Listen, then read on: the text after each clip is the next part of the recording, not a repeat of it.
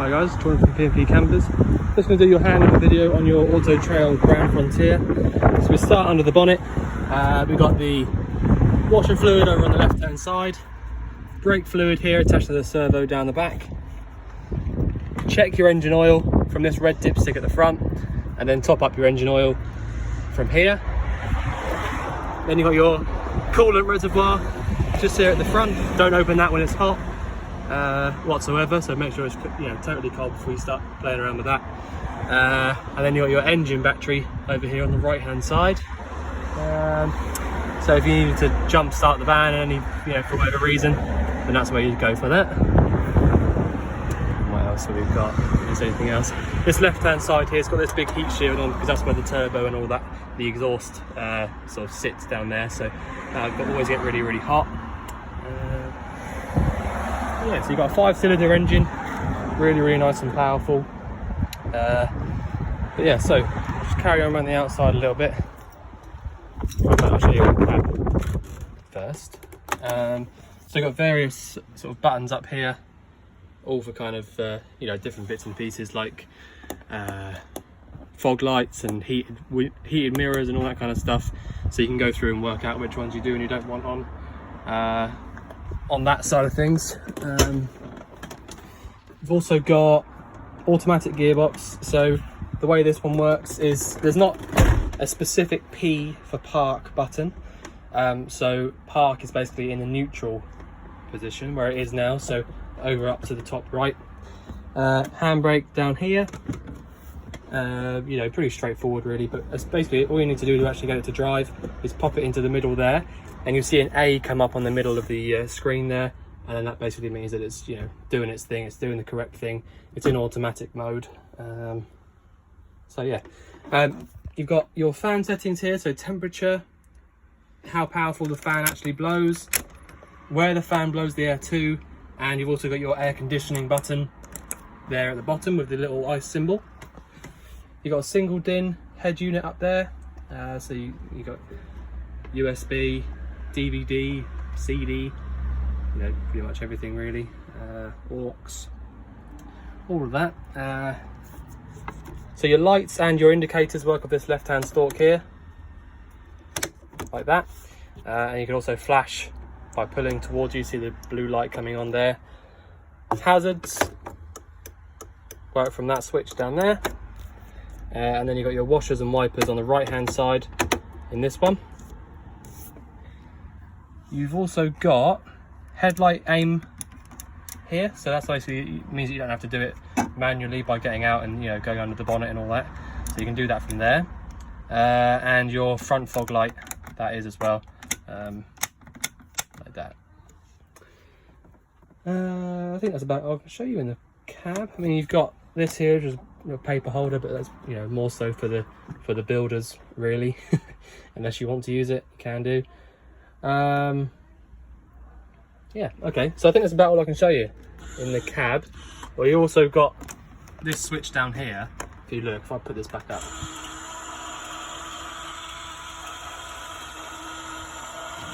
see, that goes all the way back away, so you can do that if you want to, but really it just covers up this little spoilery bit which has got, over the years it will get a bit of dirt in it, but you can cover that up like that, or go all the way down. So it's basically your fly screen for the front window essentially. But yeah, so you can go all the way down like that. That's on that button there, you can see all the way down. But yeah, so that's a nice little feature to have. I'll pop that back up out of the way now. Quickly hop out and show you around the outside. Locker under here, don't really go too much to be honest. I think it's just storage, so I won't open that one up. Fresh and well, hot and cold water point for outside basically, so if you've got water in your tank or hot water, plug your piece into there and turn it, and hot or cold, up to you. Fresh water inlet, that's where your fresh water gets put in.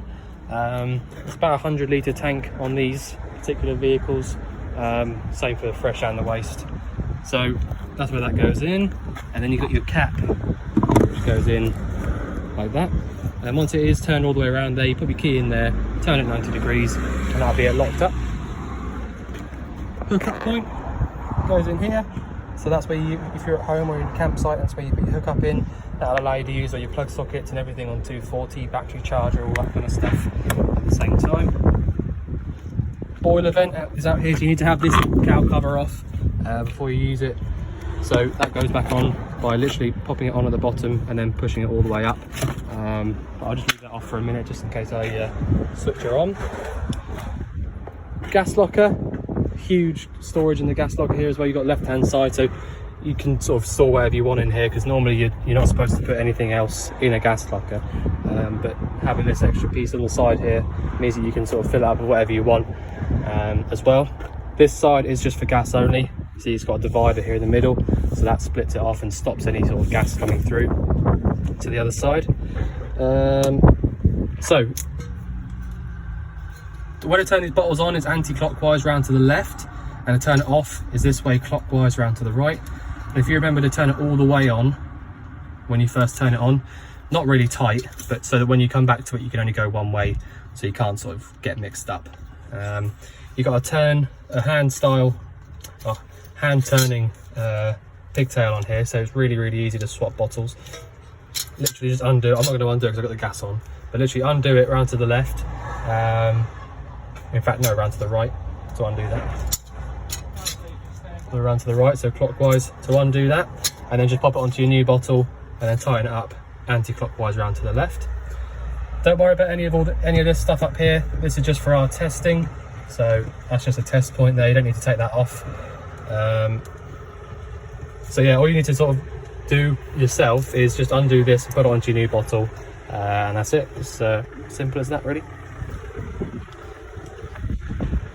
Got bike rack on the back, and also spare wheel sits inside here. So you've got this little bit that you have to take off to get to that.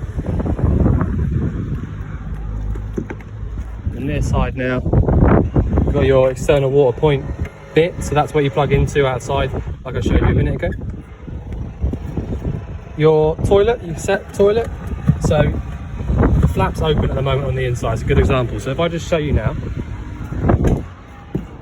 this is what you need to make sure that you don't do. So the flap has been left open. So if I close that up now, see, I just closed the flap there. Now if I go back out, I should be able to take this straight out. There you go. So if you leave the flap open, you won't be able to take the cassette out. So you need to make sure that when you finish using the toilet, you've closed the flap over. And once you've done that, you can take this all the way out. And the only thing I really need to show you is that you obviously empty it out from this side at the front, and then push and hold this button here whilst you're doing that. Fill it up with about a catful of this with the blue fluid, and then give it a swish around and put it back, which is literally just pushing it in until this little button goes over the ledge. Yeah, that's it. That's all it is for the cassette locker. You've got a fresh water flush as well, by the way, so that comes straight from your fresh tank, so you don't need to worry about any pink fluid or anything like that. More storage underneath there, literally just wet storage, really. Huge amount of storage all the way through to the other side. Yeah, nothing else to show you in there though. Your wastewater drain is down here, so you literally just turn this lever here to get it to empty out. External gas point, so again it's the same kind of thing as a bullfinch style, so it's basically just for your barbecue points and all that kind of stuff. Fridge vents here and here, awning light underneath the awning, and then again just here at the front you've just got more storage, really, to be honest. It's not, I don't think there's much in here to show you. Diesel filling point just here inside the passenger door. Yeah, I think that's about it really for the outside. So if I just walk us around the inside now, just close this door. Right, so what am I going to show you? So you've got Propex heating, so that's really easy. So on the right hand side here, I push that button, green light comes on, and all that's happening is the fan is running. Okay, that's it, it's just a fan. If I put it back into the middle for off, all the lights go out. But if I push to the left, the Propex heater will light up on gas, which is where you get that orange, that yellow light from. It will light up, and then the fan will kick in again and start pumping around hot air instead of just, you know, normal air. So, you know, literally that's all you need to do. Turn this up if you need to, if it's too warm outside to use, but otherwise you should be fine. That'll just literally do its own thing. You don't need to do anything else. It will light up on its own. And when you finish with it, back into the middle. And that's it. That's all there is to it. It's really, really simple. Right, what else have we got? Loads of storage over the top here. And I will just show you in this locker as well, because it is important. So if I had a hookup cable plugged in right now, which I don't, this light up here would be shining red. And what that means is that your charger is working. And so in turn, basically, if your charger is on, your leisure battery is being charged up. And so you can go ahead and just sort of do whatever you want for as long as you like. And the leisure battery won't go flat. It also means that all of your plug sockets, you know, around the van, there'll be some 3-pin sockets like that one there. There will be some more around the van. I noticed there's one down here actually. Other side, yeah, see it down there. So all of those plug sockets will work as soon as you plug the hookup cable in. Your RCD and MCBs are here as well. So if you plugged a dodgy plug into one of the sockets, this one here would trip down like that. So just pop that back up if that is the case. And all of these ones need to be showing red for them to be on, okay? But that's it, so that's your RCD and MCBs just in that flap there. You've also got all of your fuses down here, or a lot of them anyway. It does tell you exactly what they do as well. So really, really simple. I mean, obviously let us know if you do get any issues, but if you wanted to just check it yourself, you can do. Just literally just pull the fuses out as to which thing has gone wrong. If, you know, if it does, then they do lay it out quite simply, so you can have a look at it yourself if you want to. TV aerial booster up here at the top, and all of your entertainment system things here in the middle, just like on all the AutoTrails really, or a lot of them anyway. This particular van has got a solar panel on the roof, and as you can see it says leisure on the front there. You know that as well because there's only 4 wires going into this. If the solar power was going to the engine battery as well, there'd be 6 wires, so these 2 here would be wired up as well. So basically what that means is that you can do that if you want to in the future, but you don't have to. Although saying that, I was wondering what this other one was next door to it. So this one's a vehicle one, so there must be 2 solar panels up on the roof. Okay, so scrap what I was just saying. This one here does the leisure battery, this one here does your engine battery, so there's a solar panel on the roof for each of those, which really is better, because then the solar panel hasn't got a share between the 2. Okay, so that's good. So you got power going to both batteries there constantly as long as you're outside. Okay, so I probably should have done this first really, but my own fault. So the main control panel here above the door, you've got a main on and off switch here, which lights up this, and then you can go through clicking this top button. You've got timers and alarms and things like that. It's pretty unnecessary, I think. Don't need to worry about that, don't need to worry about that. If you wanted to use your external water point, then you can switch this over to external, or both, but you don't really need to be honest. I think they work anyway as they are, but leave that on internal. Battery, external temperature, how much water you've got, fresh and waste, that's all been drained out. Vehicle battery, as you can see, I've not got a hookup cable plugged in or anything, but because of that solar panel on the roof, you've got 14 volts in your engine battery, which is just unbelievable really. Same with the leisure battery. They must be whacking great big solar panels on the roof, because they are, you know, normally you'd get perhaps 13 volts, but that's 14.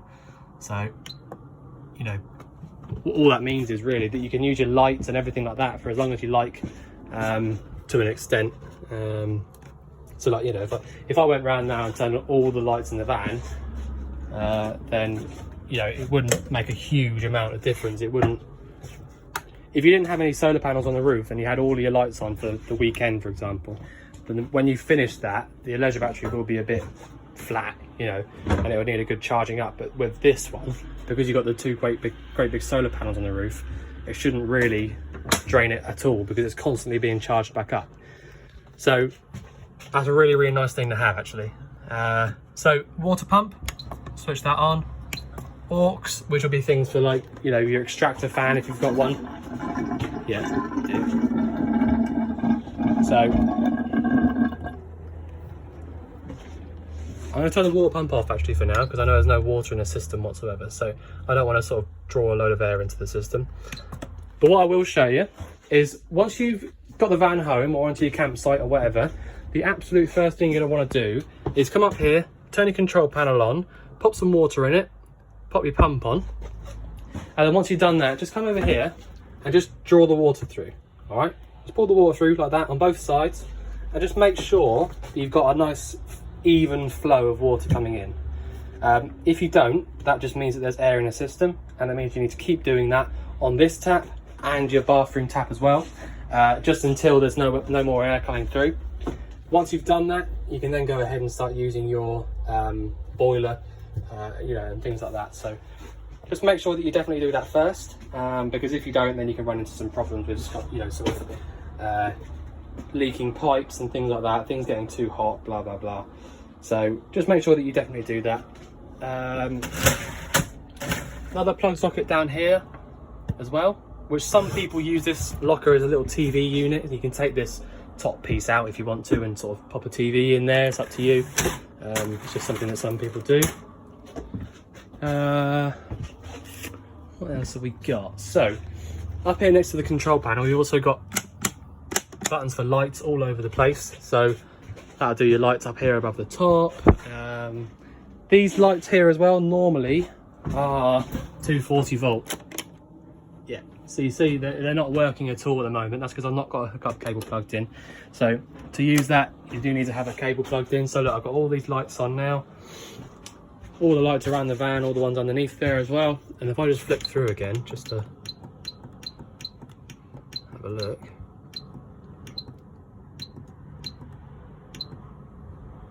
There you go. So you see we've got plenty of power in the battery, even though all the lights are on and all that kind of stuff. So that solar panel on the roof there is keeping it constantly topped up. So yeah, brilliant. So we carry on now, turn all these lights off. So next thing I want to show you is the cooker. Really simple. You've got, if I had a hookup cable plugged in, I'd be able to use this hot ring here, which is literally a case of turning that button there to whichever number you want. You've also got the 3 burners on the top, grill and oven, and the ignition for all of those is that button there. So if I just have a look, you will need your aux button on, I think, to use that. Ooh, another button, perhaps. Or otherwise we'll look into that. The igniter should work there. But anyway, that's your ignition for that. That will work, obviously. So that's your igniter for all 3 of those, grill and the oven. You've got a thermocouple on all of these. So that's that little prong of metal sticking up in there.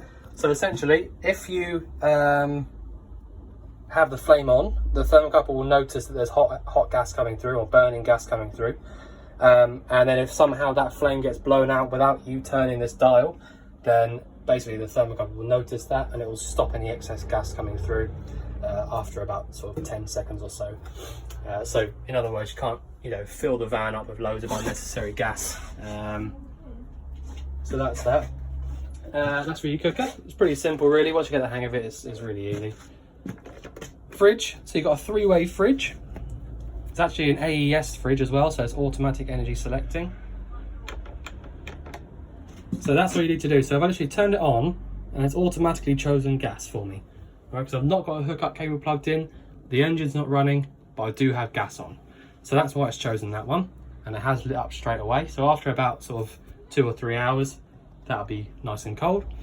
If you are going to go away on holiday, I would recommend getting the fridge cold perhaps the night before you go away, because the 12 volt version of, or the 12 volt energy for powering this fridge only keeps the fridge cold, but it's the only way that you can use it when the engine's running. So you either need to get the fridge cold like this on the gas, or you flick through, you can choose gas or electric. So that's when you're on hookup. They're both pretty much as good as each other. So if you left the fridge on hookup all night, then the fridge will be freezing cold in the morning. And then all you need to do before you start driving is just flick through again to the battery symbol. So when you start the engine up, that'll work. And then when you get to where you're going, it'll still be freezing cold inside the fridge. And then once you're there, turn the engine off, either put your hookup cable back in or switch your gas back on, because obviously you need to turn that off before you start driving. And once you've done that, you can then go through and choose, you know, for example, there, choose gas again. All right, so that's what you need to do. So gas or electric to get that to actually get really cold. The night before you go away is best, and then just switch it over to the 12 volt when you're driving. If you want to heat your water up on gas, then that's up here. So that's Ultra Store. So if you remember it, Ultra Store is storing water. So that's your water heater. So as long as you've got that cowl cover off on the outside, you can choose your temperature, which is in the middle, 30 to 70, and then just literally just do that. All right, switch down. And that's lit straight up, I just heard it. And then after about half an hour, 40 minutes perhaps, you'll have nice cold water. And that's it. Hot water, sorry, not cold water. So as long as you've got water in the boiler, then you can use that. So that's what I was saying. That's why you need to go through and do those things first, like I was showing you. So pour the water through on both sinks, and then just make sure that there's no real, big amounts of air in the system. And then once you've done that, you can go ahead and then sort of use everything exactly as you want to. Up here you've got, again, so some people do, I stand by what I said, some people do use this in here as a TV unit, because it is a nice place to have it. If you want to, you can take these off as well if you want to. You can have it constantly out, but in this one there is this point as well, so you can actually already put your TV on. There's already the bracket there ready, so really this is probably the best bet for that. Plug socket down there, 12 volt for if it's a 12 volt fridge, so that's where you can do that as well. That's your, well, the probably the best option for your TV, if you do have one. It's not everyone's taste having TV, but it's a nice thing to have. Another plug socket in there as well, so you can have whatever you want. Some people use this as a place to have a microwave. It's up to you really, but having that socket in there already is why they would do that. In the bathroom, huge bathroom. In fact, it's all, in all honesty, is the biggest bathroom I've ever seen in a motorhome. So can't go wrong with that really. Another plug socket down there, so if you've got a hairdryer or something like that, then that's where you plug that into. Nice big drawer coming out, lots of storage in there. Shower, that's down there because it drains out easier like that after doing the hab checks.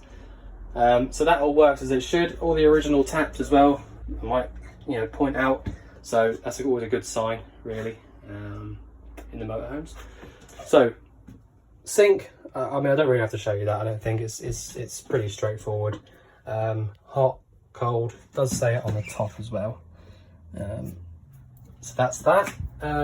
Toilet, really easy. It won't work because I've not got the pump on, but you literally push that button down to get your flush fluid to come out, and then once you've done that, open the flap and then close it again once you're finished. But yeah, there's massive amount of storage in there as well. You've also got this light inside here which you can't see. Well, oh yeah, you can see it, but that turns on and off when you shut the door like that. So that's the bathroom. What else? You have got lights and an extractor under here. So you got light there, and this button here at the back works the extractor. Let me think. So yeah, so you got fuses down there, RCD, all the bits and pieces in there like usual. Propex heating, And that'll pump your air around these circular vents around the bottom as well, by the way. Again, loads of storage under there. Just trying to see if I've missed anything out. Okay, yes, I have. So this is your boiler down here. All right, so nice simple boilers. There's nothing technical to them, and to be honest, they're my personal favorite ones. They don't really go wrong, to be honest. So important thing to know, this switch down here next door to the boiler is how to use it on electric. All right, so if you don't have any gas, or you don't want to use it on gas, or you want to, you know, just use it on the hookup rather than gas, then obviously ensuring you've got a hookup cable plugged in. If you switch this button on down here and the red light comes on, then that's your boiler working on 240 only. Now these do take a little bit longer to warm up than the gas, because the gas will probably get the water hot in about half an hour. That might take nearer to an hour, but you know, if you don't have any gas or you don't want to use it, switch that button on in there. As long as you get a hookup cable plugged in, if it lights up, then it's working. Got 10 litres of water in there, so really it's not a huge amount, but if you have it reasonably hot, then you can spread it out a little bit more evenly and get that to last a little bit longer as well. So that's that in there. Obviously, do what I just did there as well, by the way. I switched it off because if you plug your hookup cable in and forget that you've got that turned on and there's no water in the boiler or whatever, then you know you're going to run into some trouble with trying to heat the boiler up with no water in it. It's not good. So that lever in there as well, that's your boiler drain. So upright at the moment, that is open, so that's draining all the water out. So if I go down like that, so it's horizontal rather than vertical, that'll then allow me to actually fill the boiler up with water. All right, so that's that. You've also got over here, those 4 red dials over there are your gas isolators. So if you want to turn any of the individual appliances off, then you can do so by turning them 90 degrees so that they're laying flat rather than upright. So yeah, that's where all that is, under the oven. Obviously you're still yet to clean it in here, so don't worry about that. It's a little bit messy. But yeah, so I think I've covered just about everything I can. If you think I've missed anything out or you want anything covering again, then let us know. But otherwise, I look forward to seeing you soon to collect your van. Thanks very much.